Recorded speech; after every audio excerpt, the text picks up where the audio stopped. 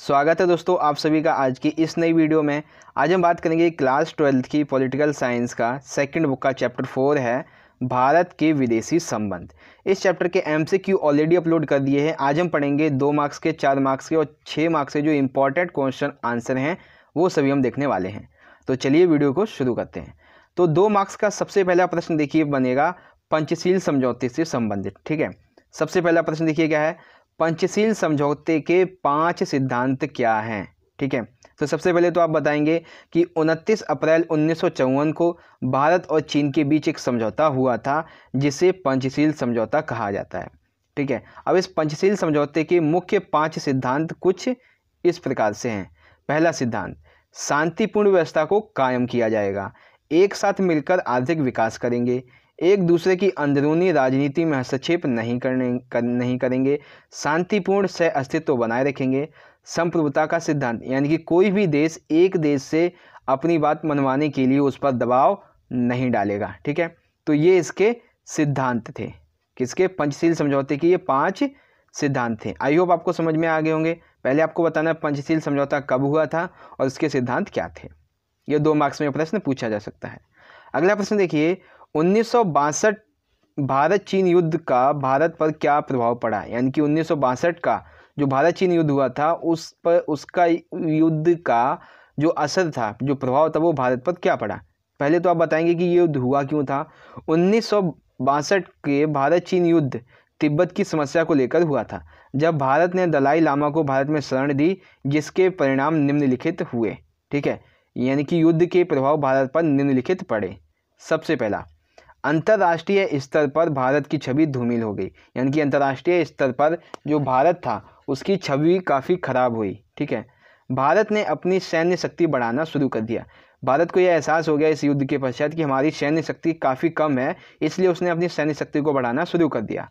पाकिस्तान ने भारत को कमज़ोर समझकर 1965 में आक्रमण कर दिया। साम्यवादी पार्टी जो थी उस पर प्रतिबंध लगा दिया गया एवं उसमें फूट पड़ गई थी। आर्थिक विकास की नीति काफ़ी धीमी धीमी हो गई और इसी दौरान पंचवर्षीय योजना छोड़कर 1 वर्षीय योजना भी बनाई गई थी। ठीक है, तो 1962 के भारत चीन युद्ध के भारत पर ये प्रभाव पड़े थे।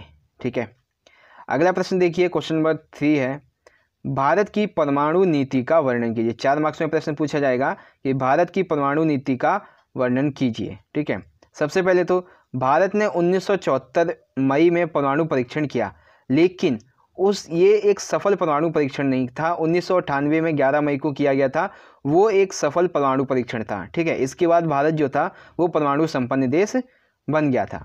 अब इसकी शुरुआत कैसे हुई वो सारी डिटेल्स अभी हम यहाँ पे देखेंगे। तो देखिए, सबसे पहला पॉइंट, भारत ने परमाणु नीति की शुरुआत 1940 के दशक के अंतिम सालों में कर दी गई थी, जिसका नेतृत्व किया था होमी जहांगीर बाबा के द्वारा। ठीक है, नेहरू ने विज्ञान और प्रौद्योगिकी पर विश्वास जताया, जिसके लिए परमाणु हथियारों का होना आवश्यक है। नेहरू जी का कहना था कि प्रौद्योगिकी जो है वो हमारे देश के विकास के लिए अति आवश्यक है, जिसके लिए हमारे पास परमाणु हथियारों का होना बहुत ज़रूरी है। ठीक है, भारत शांतिपूर्ण उद्देश्यों तथा आत्मरक्षा के लिए अणु ऊर्जा बनाना चाहता था, यानी कि परमाणु हथियार बनाना चाहता था, लेकिन सुरक्षा परिषद के स्थायी सदस्यों ने दुनिया के देशों पर 1968 में परमाणु अप्रसार संधि को थोपना चाहा, लेकिन भारत ने इस संधि का विरोध किया क्योंकि यह संधि भेदभावपूर्ण थी। मात्र जो 5 सदस्य थे उन्हीं के लिए ये जो संधि थी उन्हीं के द्वारा बनाई गई थी। ठीक है, और जितने बाकी के देश थे उन सभी पर यह थोपी जा रही थी, इसलिए भारत इस पर हस्ताक्षर नहीं कर रहा था। अब भारत की जो परमाणु नीति है उसके मुख्य उद्देश्य जो है वो कुछ इस तरह से हैं। भारत अपनी आत्मरक्षा के लिए परमाणु हथियार रखेगा। दूसरा है, भारत इन हथियारों का उपयोग तभी करेगा जब सामने वाला करेगा, विरोधी देश जो होगा वो करेगा। भारत ने परमाणु अप्रसार संधि जो थी उसका विरोध किया था, लेकिन जो भारत है वो हमेशा निरस्त्रीकरण के लिए तैयार रहता है, यानी कि परमाणु हथियार नष्ट करने के लिए वो हमेशा तैयार रहता है, बशर्त ये है कि बाकी जो स्थायी सदस्य हैं वो भी अपने हथियारों को नष्ट करें। ठीक है, तो ये थी भारत की परमाणु नीति का वर्णन। पहले शुरुआत कैसे हुई, नेहरू जी के बारे में बताएंगे, होमी जहांगीर बाबा के बारे में बताएंगे। ठीक है, परमाणु अप्रसार संधि के बारे में और भारत की परमाणु नीति की क्या विशेषताएं हैं उसके बारे में। आई होप समझ गए होंगे। क्वेश्चन नंबर 3, अगला प्रश्न देखिए, भारत की विदेश नीति के मुख्य सिद्धांतों का वर्णन कीजिए। 4 मार्क्स में पूछा जाएगा कि भारत की जो विदेश नीति है इसके मुख्य सिद्धांत क्या है, बताइए। तो सबसे पहला गुटनिरपेक्षता की नीति। सबसे पहली भारत की विदेश नीति की जो विशेषता है वो है गुटनिरपेक्षता की नीति। भारत ने शीत युद्ध के दौरान गुटनिरपेक्षता की नीति का पालन किया और दोनों ही महाशक्तियों से दूरी बनाकर तीसरे विकल्प के रूप में विश्व का गुटनिरपेक्ष आंदोलन का निर्माण किया था।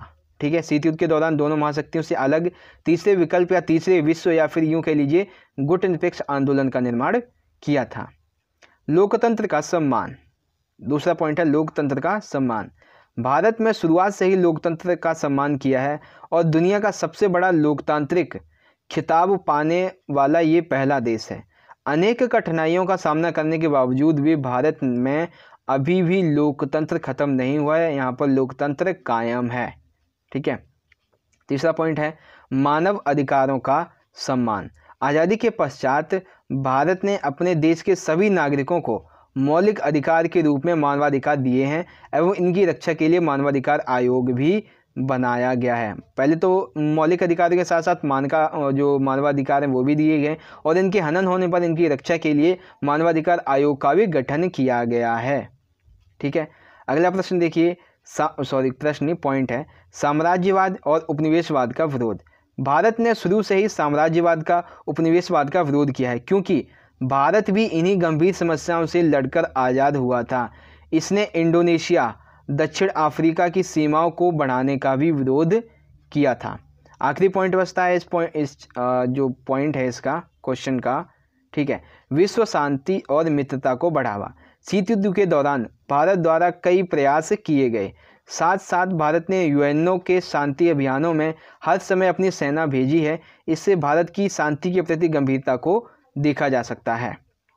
ठीक है, तो इस तरह से क्वेश्चन 4 यहाँ पे कंप्लीट हुआ। सभी पॉइंट एक बार आप दोबारा देख लेंगे।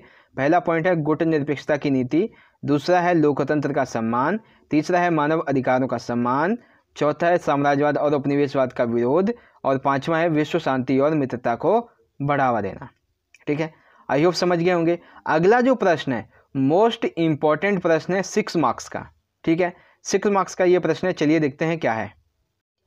क्वेश्चन नंबर 5 है भारत और चीन के बीच युद्ध के क्या कारण रहे, वर्णन कीजिए। यानी कि भारत और चीन के बीच युद्ध के क्या कारण है बताइए। या फिर इस तरह से पूछा जाएगा तिब्बत की समस्या एवं सीमा विवाद का वर्णन कीजिए। पहले तो पूछेंगे तिब्बत की समस्या का एवं भारत और चीन सीमा विवाद का वर्णन कीजिए।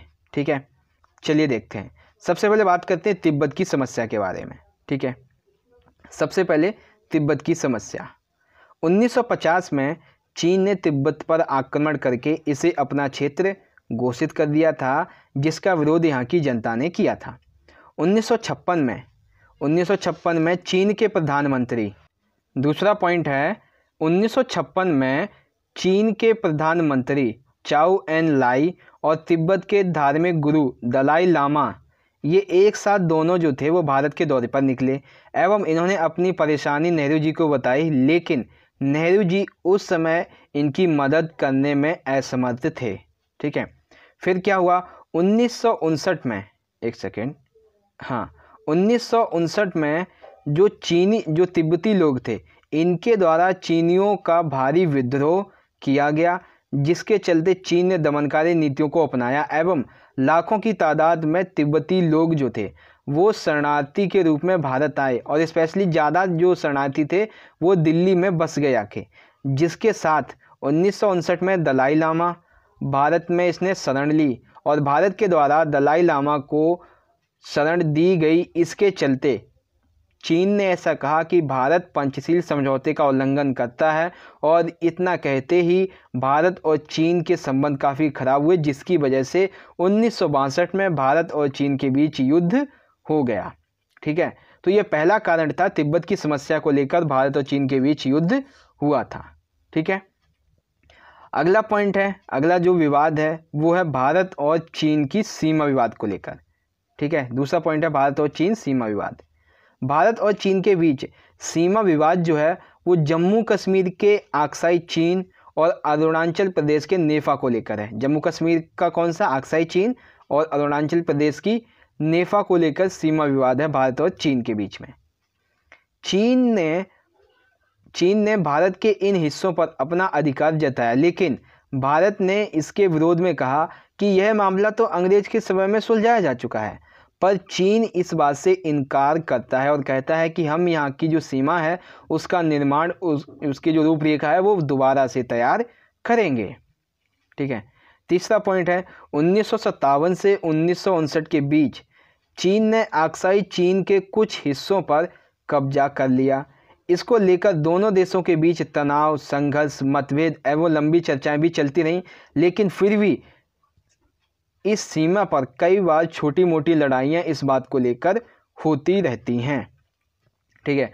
तो दूसरा पॉइंट था भारत और चीन के बीच में जो सीमा विवाद है उसको लेकर भारत और चीन के बीच युद्ध होते रहते हैं, छोटी मोटी चर्चा, लंबी लड़ाइयाँ होती रहती हैं, मतभेद, तनाव, संघर्ष बना रहता है। आई होप क्वेश्चन 5 आपको समझ में आ गया होगा। तो इसी तरह से दोस्तों हमारी आज की ये वीडियो यहाँ पे ख़त्म होती है एंड आई होप दोस्तों कि आज की ये वीडियो आपको पसंद आई होगी।